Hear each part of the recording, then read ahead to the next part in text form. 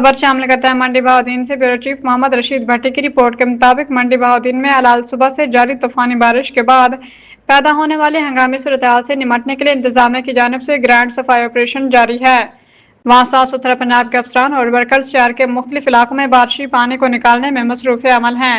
Deputy commissioner Adeel Haider ने college चौक का दौरा करके निकासियाब के इंतजाम का तफसीली जायजा लिया और जरूरी हदायत जारी की। डिप्टी कमिश्नर ने बताया कि शहर भर के नशेबी इलाकों, सड़कों और दीगर मकामात से सकर मशीनों के जरिए बारिशी पानी को निकाला जा रहा है। इसके अलावा मोटरें लगाकर भी बारिश पानी के निकासी का इंतजाम किया गया है। सुबह से लेकर अब तक वासा और सुथरा पंजाब के तमाम वर्कर्स फील्ड में निकासियाब के कामों में मसरूफ हैं ताकि हर वो जगह जहां बारिश का पानी जमा है इसे फौरी तौर पर निकाला जा सके।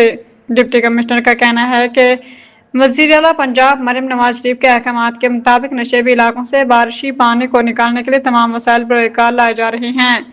अफसरान और सैनिटरी वर्कर्स बारिशी पानी के निकासी के कामों में मसरूफ हैं।